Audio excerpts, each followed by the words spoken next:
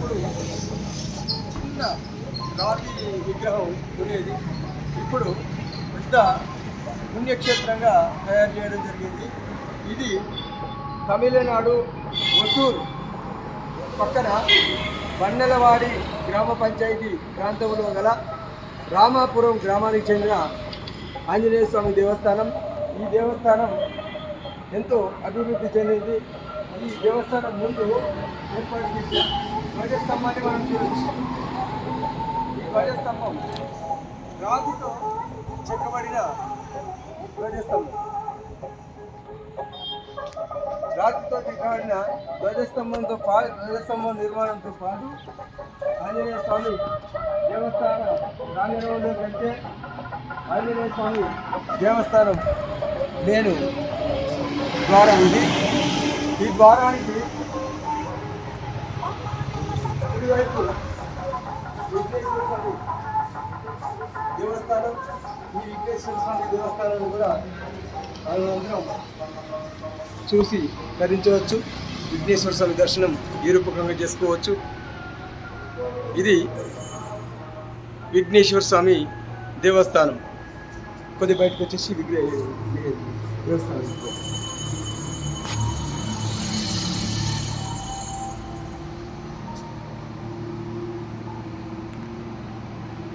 ఇది విఘ్నేశ్వర స్వామి దేవస్థానం.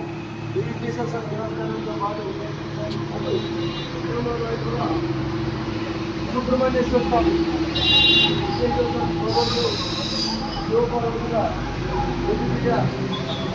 మళ్ళీ దేవసేనాధిపతి సుబ్రహ్మణ్య స్వామి అయిన సుబ్రహ్మణ్యేశ్వర స్వామి దేవస్థానం. ఇది సుబ్రహ్మణ్యేశ్వర స్వామి విగ్రహ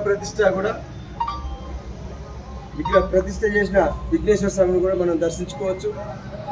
ఇది సుబ్రహ్మణ్యేశ్వర స్వామి దేవస్థానం. ఈ సుబ్రహ్మణ్యేశ్వర స్వామి దేవస్థానం అనంతరం మనం ఆంజనేయ స్వామి దేవస్థానంలోకి వెళ్దాం. ఆంజనేయ స్వామి దేవస్థానంలోకి మనం ప్రవేశిస్తున్నప్పుడు ఈ గుడిలో ఈ విగ్రహం ఒకప్పుడు బండరాయిగా మామూలుగా ఉండేది. మామూలుగా ఉండే విగ్రహాన్ని ఇది చాలా ఏళ్ల క్రితం ప్రతిష్ఠింపబడ్డ విగ్రహం. ఈ విగ్రహాన్ని ఒక మంచి దేవాలయంగా తీర్చిదిద్దాలనే సంకల్పంతో వన్నెలవాడి గ్రామ పంచాయతీ రామాపురం గ్రామస్తులు ఏకతాటిగా ఆలయ నిర్మాణం కోసం కృషి చేసి ఎన్నో ఏళ్ళుగా మరి పెద్ద సంకల్పం ఇదే.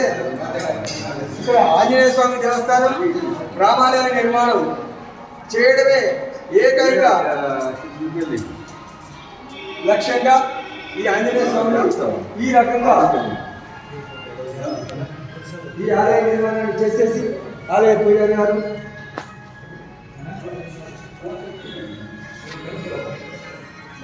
ఇక్కడ వైకుంఠ ఏకాదశి కార్యక్రమాన్ని అంగరంగ వైభవంగా మినిమం 40-50 వేల మంది భక్తులు ఇక్కడికి వచ్చేసి భిక్ష చేసే విధంగా ఎన్నో సాంస్కృతిక కార్యక్రమాలు ప్లస్ ఎన్నో స్వామి దైవ భక్తికి చెందిన ఎన్నో కార్యక్రమాలు చేపడుతూ ఈ ఆంజనేయ స్వామి ఇప్పుడు ఒక మహాపుణ్యక్షేత్రంగా పరిగణిల్లుతోంది. ఈ ఆంజనేయ స్వామి దేవస్థానం పక్కన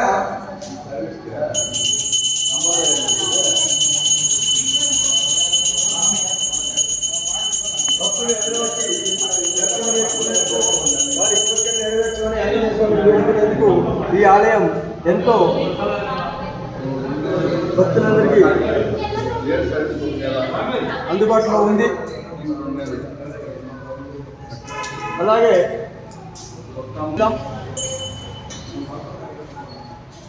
రామాలయం, ఈ రామాలయం ప్రాంగణంలో రామాలయానికి ముందుగా ఏర్పాటు చేసిన స్వామివారి ధ్వజస్తంభం.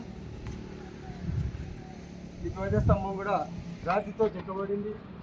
ఈ రాతితో చెక్కబడినది ఈ రాయి ఎంతో సుందరంగా చెక్కించి ఈ ధ్వజస్తంభాన్ని ఏర్పాటు చేయడం జరిగింది. ఇప్పుడు మనం రామాలయ ప్రాంగణంలోకి వెళ్దాం. ఈ రామాలయ ప్రాంగణంలో వైకుంఠ ఏకాదశి కార్యక్రమాన్ని ఎంతో అంగరంగ వైభవంగా పండుగ వాతావరణంలో వేడుకలు నిర్వహించడం జరిగింది. ఇక్కడ ఆంజనేయ స్వామి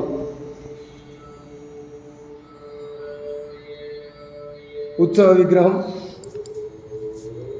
ఆంజనేయ స్వామి ఉత్సవ విగ్రహం.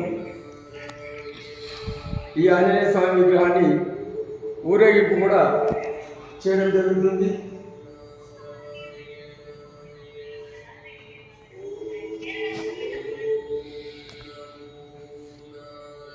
ఇది రామాలయం. రామ లక్ష్మణ జానకి ఆంజనేయ స్వామి వార్ల విగ్రహాలను ఎంతో సుందరంగా చెక్కించి ప్రత్యేకంగా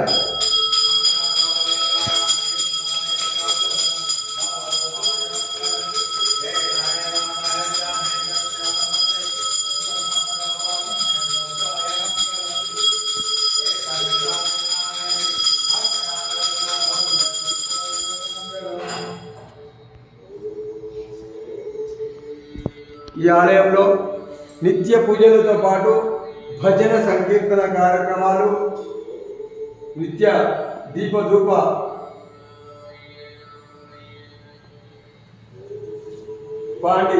పాండిత్య వేద పండితుల మంత్రోచ్చరణలతో